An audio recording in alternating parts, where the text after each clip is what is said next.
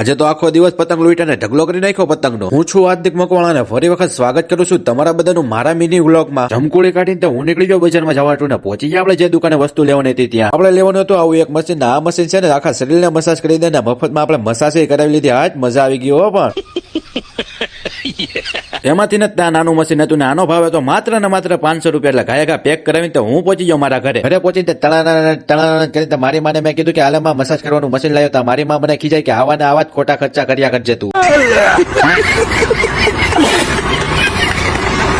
મેં મારા પપ્પાને કીધું કે તમે આડા પડી જાવ, લાવો મસાજ કરી દો. પછી મશીન ચાલુ કરીને આપણે ચોટી પડી અને મસાજ કરવાના. આ પાછું 2, 3, 4 ને 5 ને 6 ઉપર તો મશીન ફાસ્ટ થાય. 6 ઉપર મશીન ફાસ્ટ કરીને પાછું આપણે મસાજ કરવાનું ચાલુ કર્યું તો મારા પપ્પાને નીંદર આવી ગઈ.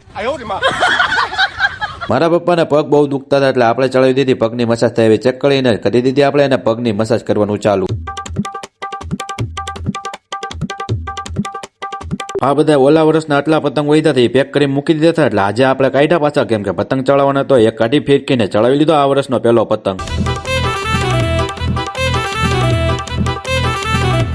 તડકો બહુ હતો એટલે આપણે પતંગ ઉતરી લીધો ને નીચે ઉતરી ગયા ને 5 વાગ્યા એટલે ચા બની ગઈ ને સરસ મજાની ચા પીને પાછા આપણે ગયા બહાર આટો મારવા. આનું ધ્યાન નકડું પતંગ સામું જ છે કેમ કે અમારા એરિયામાં ઉડતા હતા કેટલા બધા પતંગ ને જો કેટલા બધા ઉડે છે ને આ બધા જો લૂંટાણા.